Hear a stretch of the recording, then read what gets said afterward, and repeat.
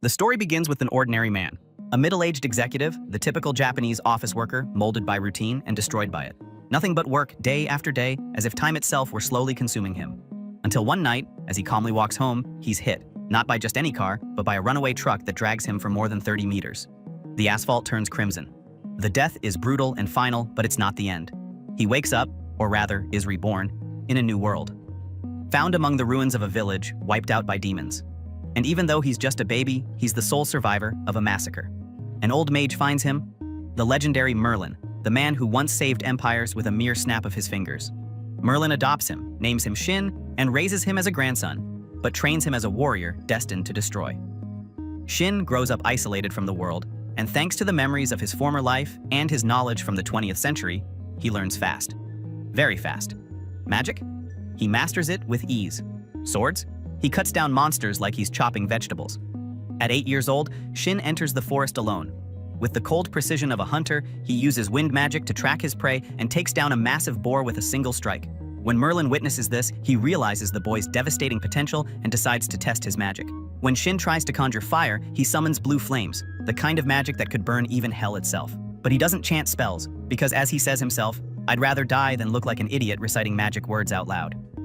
2 years later, Shin is already a living weapon. Merlin takes him to face his first demon. And not just any demon, an abomination radiating pure hatred. Shin doesn't hesitate. He charges at the creature, channels magic through his sword until it vibrates at a frequency that cuts the air itself and slices the demon in half. One strike, 1 second, one certain death. Merlin is in shock because he knows what he just saw, a 10-year-old boy more powerful than his own master. But Shin hides a secret. In his previous life, he suffered from a humiliating condition, and to control it, he developed incredible muscle control. That ability, combined with his magic, turns everything he touches into razor-sharp blades of surgical precision. Days later, he learns the truth. His parents were killed by demons. Nothing remained. No names, no faces, only blood and ruins. But Shin doesn't cry. He doesn't bow to pain.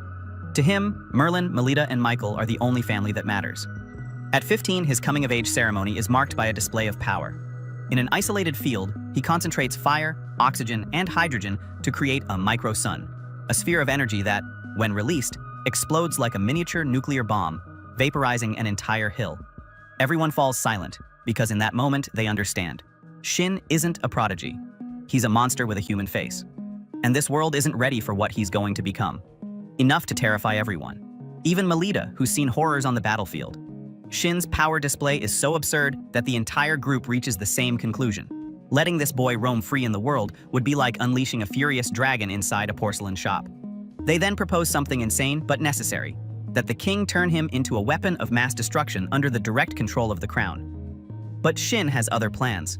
The king suggests he enroll in the Magic Academy, a way to learn more about the world and, of course, to keep an eye on him. Merlin, however, hates the idea. After all, the academy is full of girls. Manipulative girls with blue hair and dangerous intentions. He fears Shin might end up as the plaything of some seductive witch. During that conversation, Shin finally realizes something. The uncle he always treated casually as the king, and everyone around him, from butlers to cooks, are in fact legendary warriors, war veterans and saviors of the nation during the last demonic invasion. Merlin and Melita aren't just powerful mentors, they're a legendary couple. But imagining the two of them having sex while he's studying, that almost makes him wish for death. Even so, he agrees to go to the academy. Not because he's forced to, but because he wants to learn. He wants to understand this world with the same obsession he has for destroying demons. Days later, Shin, Merlin, and Melita set out for the capital. Their arrival becomes news, as if gods themselves had descended from the heavens. Guards panic, people kneel, and rumors spread like wildfire. At the family mansion, Shin enjoys the luxuries, but when he gets lost in an alley, he hears screams. A young woman is being harassed by 3 scumbags, low-rank adventurers. He doesn't hesitate. The first lunges forward, Shin takes him down with 1 punch. The second is knocked out with a kick to the chin. The third tries to stab him and is disarmed with a slap. A slap. The man's body flies and his dagger is crushed in Shin's palm. The girl approaches, worried, asking if he's hurt. Shin jokingly replies that his 3rd leg got hit and asks for help stopping the bleeding. The girl's about to help, but another shows up, and Shin falls in love that very instant. The girls' names are Maria and Cicely. They're on their way to the same academy, fans of the heroes, and thrilled to learn that Merlin's grandson will be their classmate. But Shin brushes it off, pays for the drinks, and disappears before they can find out who he really is. On exam day, Shin gets lost in the main building and is grabbed by the shoulder by an arrogant noble. Shin's response? He twists the guy's arm with ease. Tension fills the air until Prince August, yes, the Crown Prince himself, steps in to settle things. Kurt, the noble, backs off the moment he realizes who he's dealing with. Shin then learns that August is his cousin, and the way he treats him leaves everyone in shock. Everyone except August, who finds his casual attitude hilarious. In the written test, Shin does fine, but it's the practical exam that leaves everyone speechless. While most candidates can barely conjure a spark, Shin, even holding back 90% of his power, blows up the entire arena. The hall turns into a battlefield. The examiners, completely silent. Days later, he receives his uniform along with a warning. Don't try to enchant it, it already comes with protection. Shin ignores it, asks Melita to reinforce it anyway, and she discovers that he's created a new spell. One that can heal wounds, recharge mana, and absorb kinetic energy. She's stunned, and demands that Shin never reveal this to anyone. At the entrance ceremony, Shin's name echoes across the hall. The girls realize who he is. The same ones already infatuated are now completely captivated. He gives his speech while Kurt, the humiliated noble, watches, seething with hatred. The kind of hatred that festers in the soul and only ends in tragedy. Shin, August, and the most promising girls are placed in Class S. Everything seems peaceful until Cicely confesses something serious. She's being stalked by a dangerous man from a powerful family. That's when Shin smiles, because now he has a target. Shin quickly realizes that the stalker is none other than Kurt, the arrogant noble he's already crossed paths with. The bastard tries to grab Cicely violently, as if she were his property, but Shin steps between them like an unshakable wall. Kurt, with that rotten smile of privilege, claims they're engaged.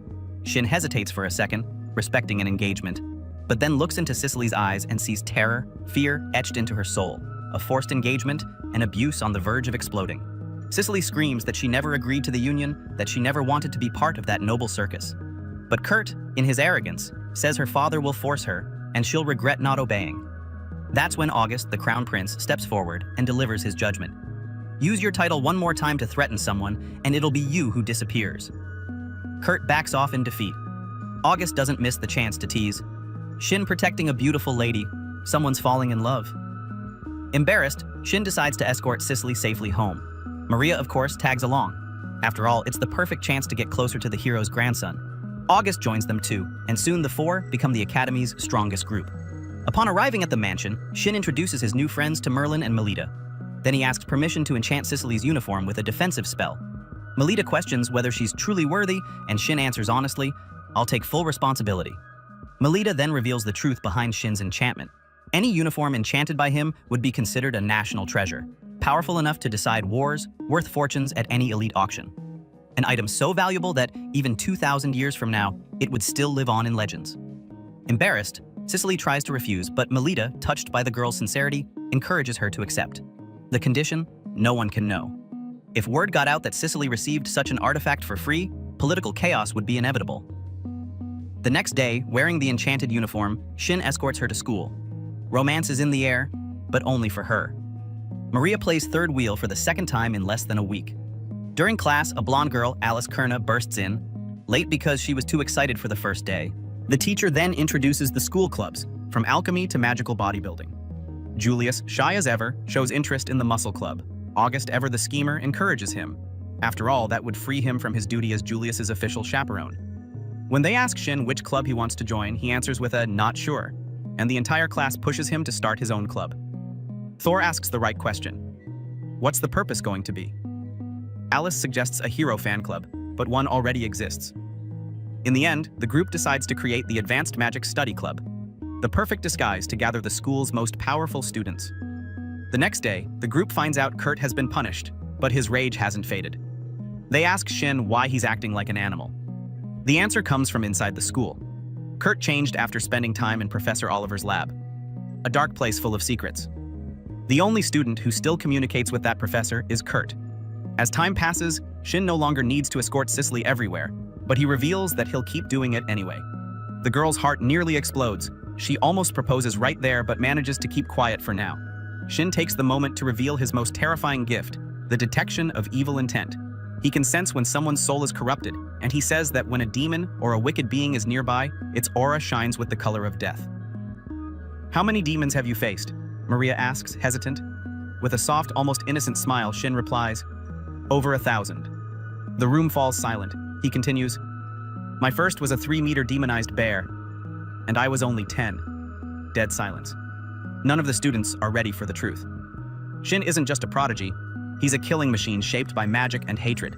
That's when he feels something. A strange presence, a dark warmth, as if something were trying to conceal its essence. The hunt begins again, and it's Kurt who appears. But the spoiled noble is now nothing but a possessed shell, a demon in human skin. Without warning, he hurls a wave of fire at the group. Shin's magical barrier barely holds.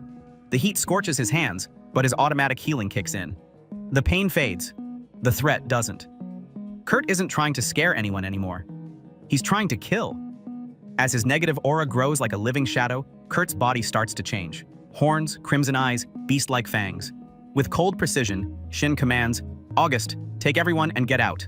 The prince protests, thinking Shin doesn't trust them, but he's blunt. "If you stay, everyone dies." August understands and flees with the others. Now it's one-on-one. Shin unleashes his blue flames. He charges. The fire was meant to contain, but even Shin's flames cause massive collateral damage. Kurt, even deformed, still speaks. "This makes no sense. Demons don't talk." Shin strikes with lightning magic, but the demon barely flinches. It's gathering energy, a magical collapse. If it explodes, the entire school will be erased. No time, no mercy.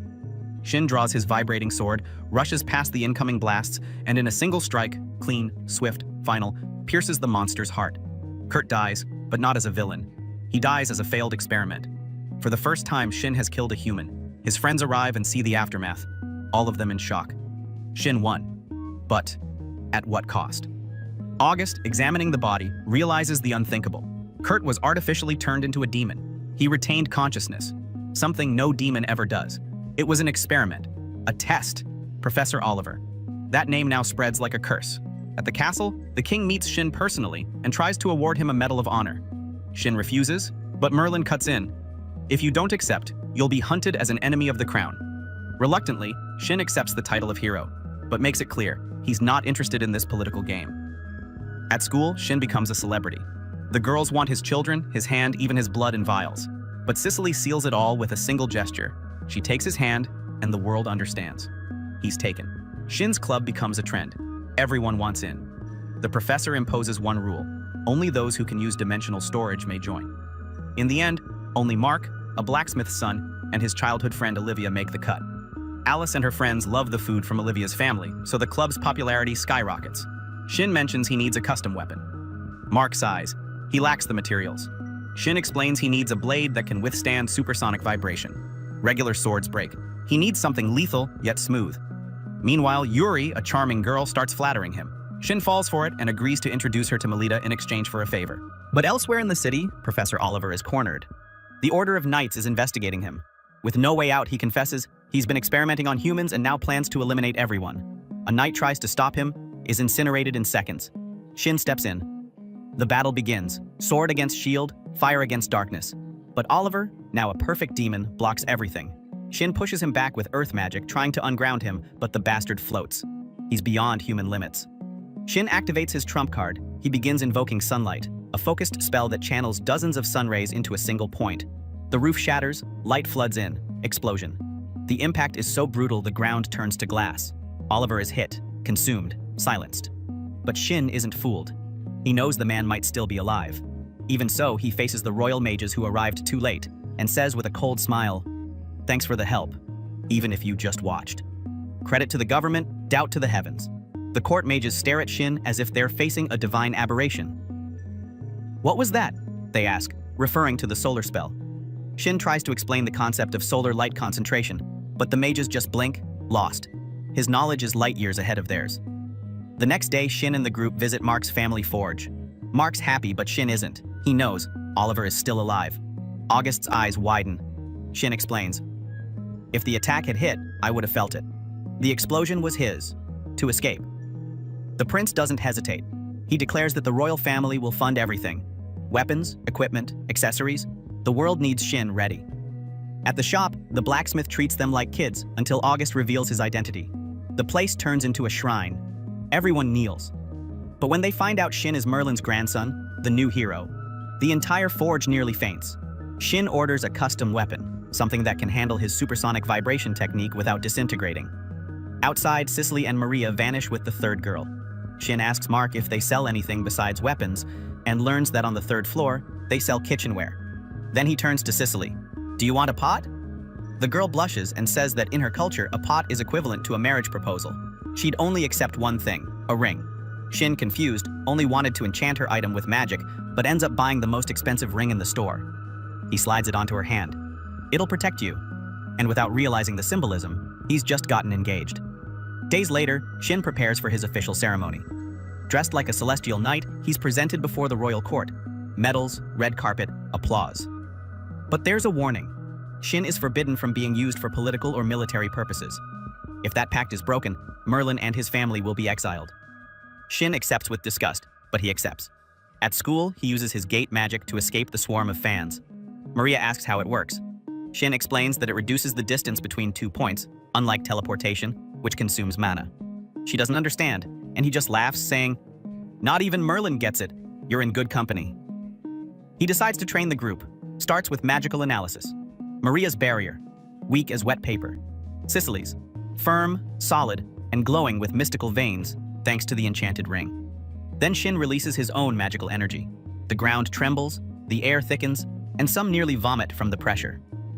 If you can't handle this, you'll die in your first real fight. Back at the mansion, the students meet Merlin. They ask if he taught Shin all these spells. Merlin laughs. "I taught him the basics. The rest he invented." While normal mages chant spells like monkeys reading scripts, Shin rewrites the world's code. He doesn't imagine the result. He understands the process. Merlin admits, "I don't know how fire burns," but he does, as if he came from a world where the truth's already been revealed. And indeed, Shin steals this world's magic system using knowledge from another. While everyone else still gropes in the dark, he lights torches with science. Finally, Merlin reveals something shocking. "I've mastered gate magic too." The old man laughs. The master's not that far behind the student. And so, the Magic Study Club gains a new teacher. And the world, a new omen. They're evolving. And the demons? They'd better be ready. Soon after, Melita confesses she figured out the real reason Merlin learned to open gates, just to make sure the other kids wouldn't think Shin was weird, or a monster. That way, no one would look at his friends differently. The next day, as they leave the forge, August warns everyone that a war with the Blue Sphia Empire may be coming, and that the students might be called to fight on the front lines. But since taking Shin would count as military use, he's left out. Even so, the guy swears he'll head to the battlefield if his dear friends are ever in danger. At school, the students find out that Strong now controls the entire empire. And even with the kingdom's army arming up, the students may end up joining the fight later on. The king orders the Magic Academy and the Military Knights Academy to train together to sharpen their readiness against demon attacks. The students aren't thrilled at all about the idea. Maria explains that while the Magic Academy focuses on magic, the Military Academy only trains their bodies. The mages aren't too keen on working with them, especially since the knights are a bunch of muscle-headed bullies. Shin suggests putting the grudges aside and trying to cooperate, but his classmates refuse, saying the knights think they're the top of the food chain. Once again, Shin tries to reason with them, reminding everyone that each has strengths and weaknesses. But it backfires, because everyone points out that this logic doesn't apply to him, since he's good at both magic and swordsmanship. Everyone's dying to know how he became so skilled in combat, and he drops the bomb. He was trained by the legendary Michael. The whole class starts chatting about the great commander of the Knights Order. Maria jokes that since Shin trained with him, no one will dare mess with the guy. August, however, says they'll probably try to intimidate Shin out of jealousy. Shin insists they should still try to collaborate with the Knights, but no one buys it. On training day, the students of each academy are grouped into teams of 8 to face demons. As expected, the Knights Academy students show up flaunting their superiority complex. When Shin asks if they've ever actually fought demons, the Knights get defensive, thinking he's mocking them, and accuse him of showing off because he killed a demonoid. Shin clarifies that if they don't drop their differences, they'll die horribly. The Knights, of course, claim they can handle it on their own. Hearing all the arrogance, Prince August tells Shin to let them go solo and see what happens. He instructs the mages to help only if things get bad for the Knights, hoping to prove how essential mages are in combat. When they reach the designated area, they're greeted by Christina and Siegfried, their supervisors. Shin begs everyone not to start trouble, but it's inevitable. Soon, both knights and mages start sucking up to their leaders, who are incredibly popular and strong enough to protect the king himself. August explains to Shin the agreement to let the knights take the lead first, and since no one objected, they went along with it. The knights stay on high alert, even though Shin warns that there's no demon nearby. When he finally spots one, Siegfried orders everyone to prepare for battle. A rampaging boar. Shin can't help thinking how nice it would be if the creature weren't demonized. Despite its size, the beast is insanely fast, and the knights' attacks don't even scratch it. It breaks their formation and charges back to tear them apart. Shin steps in with his supersonic sword and decapitates the monster in one clean strike. They get the scolding of a lifetime, and Christina rubs their weakness right in their faces. Then, Cicely heals their wounds. After that, everyone agrees to work together. They treat Cicely like a goddess, which somehow annoys not only Shin, but also the female knight who's never been pampered like a princess. Moments later, some knights report that over 100 demons are approaching. Shin volunteers to handle it alone. He orders everyone to back away so he can prep his atomic bomb spell. Everyone panics when they see a catastrophe-class demon leading the horde. Shin releases an explosion that wipes out the entire forest, taking every obstacle with it. The devastation leaves everyone speechless. The female knight apologizes for her earlier attitude, and also to Cicely for assuming the two were a couple. They both blush instantly, making it obvious to everyone that they're in love. Soon after, the group encounters another demon, but this time the mages take the initiative, launching the first attack to support the knights, who wait to land the finishing blow. Siegfried wants to know how everyone leveled up so fast to reach the same skill as royal court mages. Shin explains that they formed a magic training club to practice together. He says he used the visualization method Merlin taught him to train his friends, and the technique piques Siegfried's curiosity. He begs to join the club, but August reminds him that anything related to Shin's magic is classified. He adds that the nation is under emergency status because of Strong's actions. In the end, Siegfried gives up but asks for at least a tip for training on his own. Shin shares everything about daily magic control practice, but Siegfried doesn't buy that it could be that simple. As proof, Maria and Cicely are asked to create barriers, and Siegfried is stunned at how thin and stable they are compared to Shin's. He gently compliments Maria, boosting her confidence, and it clearly gets into her head. The group's training session ends, but the knights and mages from other teams spend the entire exercise clashing with each other. At the meeting afterward, August announces that everyone in Shin's Magic Club will be placed under supervision after graduation and that they'll form a special division under his command. Shin apologizes for dragging them into this, but everyone's excited. Their futures are secure, and they even thank him for the favor. A few days later, they head to a special training field to practice spells far from prying eyes. After setting everything up, August drops the news about the demonoids. Maria tries to stop him from revealing classified information, but he insists they have a right to know since they're now an elite group. He explains that the Blue's Fia Empire has fallen and that a coalition is being planned to face the rising number of demonoids. Right then, Shin declares it's time for a training camp. Looking for a place to relax and stay together, they start suggesting family estates and resorts, but finally settle on the hot springs owned by Cicely's family. Shin tells his grandparents about the plan, but Melita immediately catches him off guard for not arranging adult supervision. So she and Merlin volunteer to go along, since they've got nothing better to do. Two retired old folks, plain and simple. The next day, they set off in a carriage pulled by enchanted horses, equipped with a fatigue restoration device that lets them travel non-stop. Maria explains that Melita invented the device along with a bunch of other useful gadgets that made her even more famous than Merlin. Along the way, they sense the presence of mid-level demonoids. They head toward it since everyone's itching for a fight. Drawing straws, Maria wins and takes on a pack of demonic wolves. She uses wind magic to wipe them out in seconds, to the amazement of the merchants they just saved. They arrive at Cicely's mansion and are greeted by servants who welcome Shin as if he were her husband, leaving the poor girl mortified. In a relaxing bath, Merlin thanks the group for being Shin's friends, since he used to be so lonely. August cuts in and says they're friends because Shin treats them as equals, regardless of rank. The others agree, saying they really enjoy Shin's company, and he thanks his grandfather for raising him. The funny part is, while the guys are saying they like Shin because he's a great friend and all, the girls admit they like him mostly because he teaches them stuff. No, old man, really. We're grateful to know Shin because thanks to him, our futures are set. He's being used, and his grandmother eggs it on. Go on, squeeze every drop of kindness out of that boy. The next day, Merlin starts training by supervising their magic control, and Maria already shows some improvement. Melita also teaches them how to enchant equipment. During Shin's session, Melita notices how everyone's improved. They can even cast spells without incantations now. But Shin still believes they wouldn't stand a chance against demonoids. He doesn't want anyone getting hurt, so he decides to make the training tougher. When it's his turn to demonstrate, everyone raises their barriers in fear of dying. Shin starts by feeding combustible gas into his spell, changing its color. Then he compresses the energy and releases it in one direction, creating an explosion that carves a tunnel through several mountains. The group freaks out over how insane the spell is and decides to call it a day. August asks Shin to take him to the palace to gather new intel. As soon as they pass through the portal, they bump into Elle, August's fiancée. Shin is floored that the guy's engaged, but the bigger shock is seeing how she swings between calm and totally unhinged. Then little sister Mei shows up, complaining that her brother abandoned her to hang out with the heroes she adores.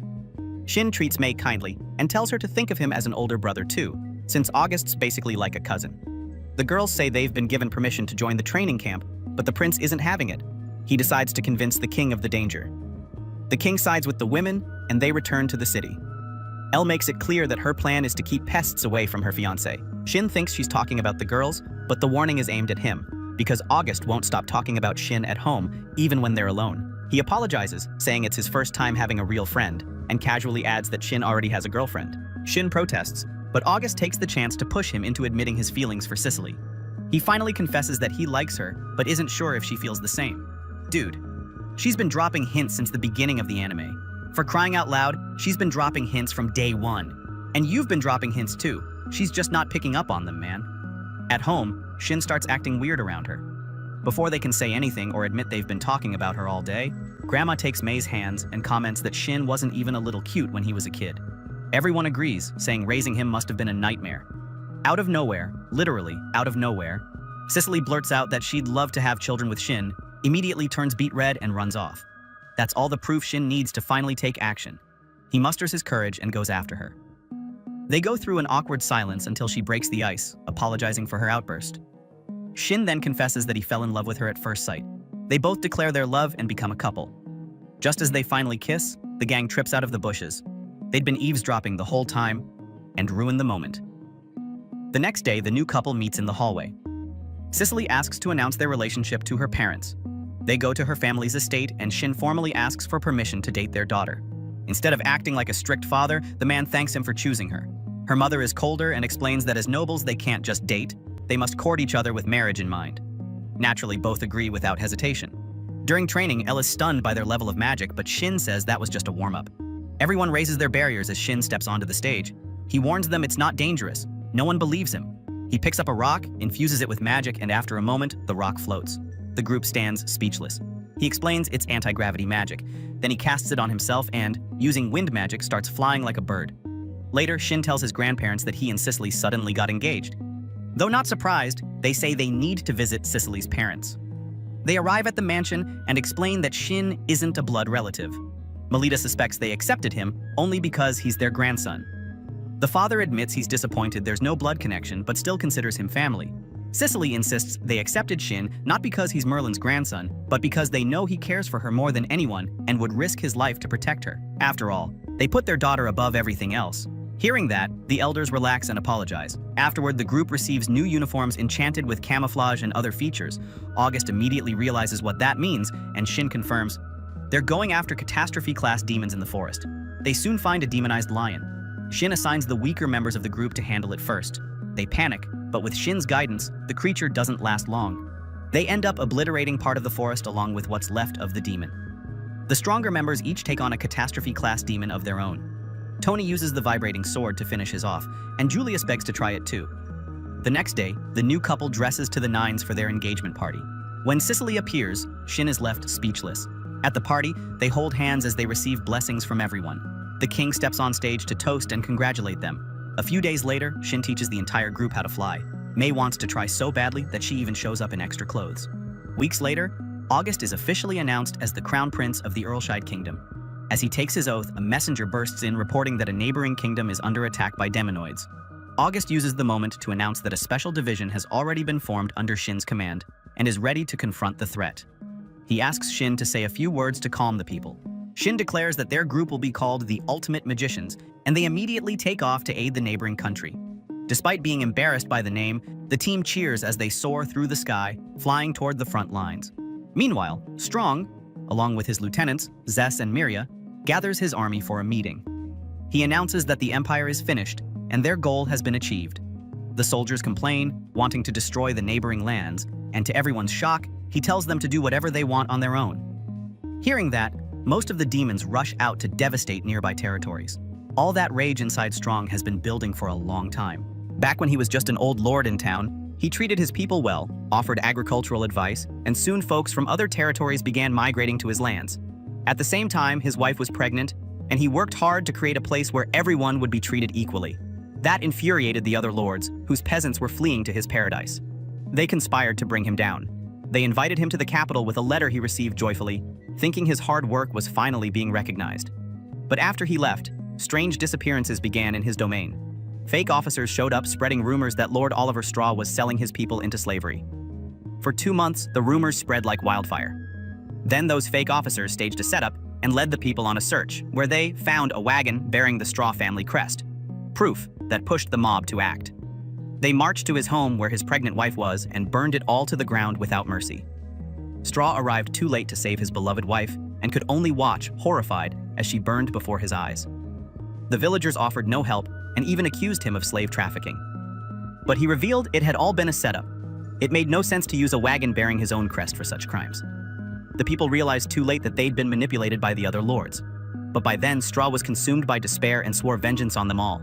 He became demonized and obliterated his entire domain in a single crushing wave of power. As the group approaches the border, Shin tells Cicely to focus on healing the wounded while the others engage the enemy. The demonoids continue spreading chaos and destruction throughout the kingdom, terrorizing the weak and defenseless. Shin arrives just in time and sends one flying with a devastating kick. The creature's partner, thinking Shin is an ordinary human, charges, but Shin wipes his face out of existence with a massive fireball, then helps calm the families and leads them to safety. August announces the team's arrival and uses Shin's fame as a hero to strike fear into the demonoids. Maria and Alice team up against a demon who mocks them as children. Alice snaps at the comment, but Maria calms her down before she loses it. Together, they defeat the demon. When Alice is called a child again because of her appearance, she makes the bastard eat his words, literally, burning him to ash. They try to help a wounded knight who feels embarrassed to be saved by children. Thor and Julius form an unstoppable duo. Thor shakes enemies apart with wind blasts, while Julius crushes them barehanded without using magic. They try to figure out the reason behind the city attack, and one demon reveals they'd been oppressed by nobles for too long, and were now taking revenge on the people. Yuri freezes a demon with ice magic, and Tony finishes it off with the vibrating sword. Some demonoids target the shelter, but Mark and Olivia are there. She knocks one down with a rock, he guards her, the two make a fierce team. Meanwhile, Shin makes things easier by roasting one opponent after another. One demonoid trembles just from sensing his magic in the distance. August and Maria confront the enemy leader, who recognizes the prince and decides to kidnap him. Ready for battle, Maria attacks first with fireballs, but he blocks using the corpses of his fallen comrades, hurling them back and landing a punch on her, absorbed by her enchanted armor. He throws her into a wall, but she gets up like nothing happened. Maria rains down a barrage of fireballs, and he uses a stolen magic device from a mage to defend himself. Knowing the power of Shin's techniques, they coordinate attacks from every direction, breaking his concentration and barrier. August drives a hole through his chest and praises Maria for catching his plan mid-battle. After the fight, the remaining demonoids realize Shin is far too dangerous and decide to retreat. They ask Maria to deal with the surviving mages if necessary and rescue the nearly dead knights. The group chases after her, but she dodges easily and hits Alice, who takes only minor damage thanks to her gear. Maria keeps mixing magic and martial arts, holding Alice hostage while taking down the rest. The demonoids call for retreat, though they still crave chaos. Seeing his comrades being decimated, Shin steps in. She proves to have superior combat experience, exploiting every mistake and making him pay for it. She strikes Tony, knocks Maria unconscious. Shin arrives to find his friends in tatters. She decides to test his strength a little. They clash, Shin combining magic and swordsmanship, her wielding earth magic and brutal martial arts. He corners her, but she tries to escape, attacking the teammates who just arrived. When he pursues, the path is blocked. She unleashes a massive magical explosion. Shin has no choice but to raise a colossal barrier over a wide area to protect his friends. They use the chance to retreat. August guesses the woman must be a soldier or mercenary and thanks her for leaving. As the waves of demonoids pull back, Strong watches from above, amused by the chaos, already plotting his next move. Shin and August arrive at the shelter and see countless people injured. They ask Mark for an update, and he explains that Cicely is giving everything she's got to heal the wounded. He orders the team to help with recovery, while Shin heads straight to her.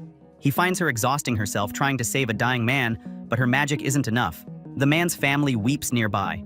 Desperate, she tries to use the healing properties of her enchanted uniform as a last resort. Shin stops her.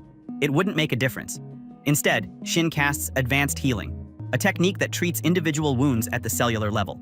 Something hidden nearby watches him, awestruck, unable to fathom the overwhelming power he possesses.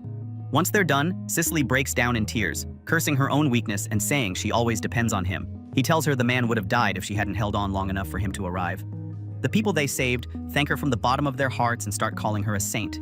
At the palace, the ruler expresses his gratitude for their efforts, but there's a problem. The attack happened without Strong or the key figures who destroyed the empire. With the demonoids running loose, he proposes forming an alliance with the king. The next day, he announces a gathering of nations to establish a united alliance. Shin says it's a brilliant move, adding that if he knew the terrain well enough, he could reach the meeting through a portal in record time. Soon, they seal alliances with neighboring countries and build an emergency response network. Barely back home, they're already greeted with cheers for their achievements. The king and the heroes themselves appear to welcome them. The following day, August presents his plan, and the king gives him full authority to negotiate the alliance on behalf of the kingdom. He also grants Elle and May permission to join the journey. Shin, too, gets the green light for this new mission. Julius swears up and down that he'll protect the girls, and Shin can't argue with that. At the demonoid base, Strong thanks his underlings for putting on such a good show for him. He's impressed by Shin's work and talent, but what truly excites him is the prospect of Miria giving birth to a pure-blooded demon. Shin and his crew bid farewell to the officials and set off on their journey to save the world and their friends. What lies ahead in this insane story? Will Shin really be able to protect the entire planet? Unfortunately, we'll never know. And that's how the anime ends. Thanks so much for watching.